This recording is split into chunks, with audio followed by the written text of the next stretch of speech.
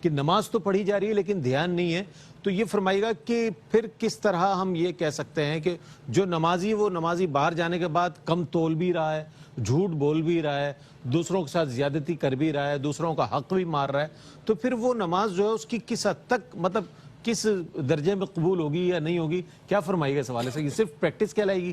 دیکھیں مسئلہ یہ ہے کہ آپ ایک ڈاکٹر کے پاس گئے کہ جی مجھے بخار ہے، کوئی گولی دے دیں، اس نے گولی دی اور کہا کہ میں 500 مریضوں پہ آزما چکا ہوں، فوراً آپ کا بخار اترے گا، تو اس کو یہ کہنے کی ضرورت تو نہیں کہ کلفی مت کھائیے گا، ٹھنڈے پانی سے نہائیے گا مت، نہا کر ٹھنڈی ہوا میں نہیں آئیے گا، اے سی چلا کر فل اسپیڈ میں آپ اس کے نیچے اپنی قمیض اتار کے سوئیے گا نہیں.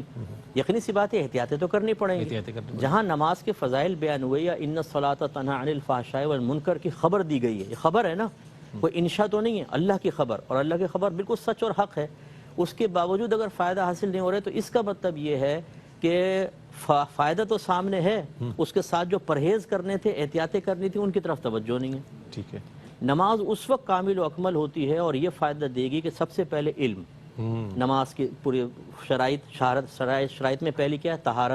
طہارت کے اندر وضو ہے، غسل ہے، کپڑے پاک کرنا، نجاستوں کی پہچان، یہ سب ہونی چاہیے. اس کے بعد پھر نماز کی شرائط دیگر، پھر فرائض واجبات، نماز کن چیزوں سے ٹوٹ جاتی ہے، پھر خشوع و خضوع کا مسئلہ.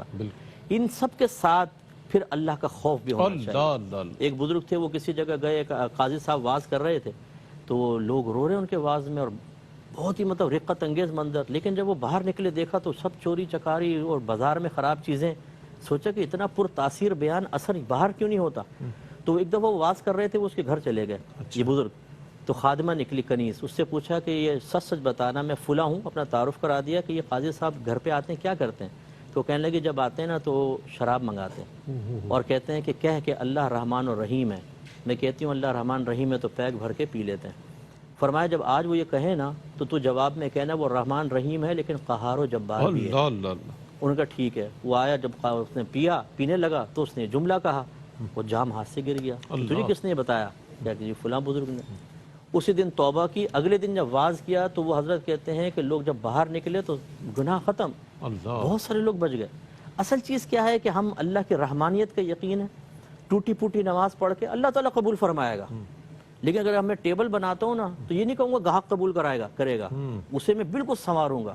اگر مجھے یقین ہے بے توجہ سے بناؤں گا تو اس کے مجھے ملیں گے 500 روپے، توجہ سے کروں گا تو 5 لاکھ ملیں گے. تو میں 10 لاکھ کا کام کروں گا تاکہ 5 لاکھ تو کنفرم ہو. بس یہ بڑا مسئلہ ہے کہ ہم نماز کو صرف سر سے بوجھ سمجھ کے اتارتے ہیں، اس کے لوازمات پورے نہیں کرتے تو اس کے اثرات کیسے حاصل ہوں؟ کیا بات ہے، کیا بات. بس یہ ذہن بنا لیں کہ میں اچھی نماز ادا کروں گا، یہ ایک چیک ہے، چیک جس کو میدان معاشر میں جا کر میں کیش کروں گا. جس حضرت نے فرمایا نا اخروی بڑے فائدے ہیں اس کے.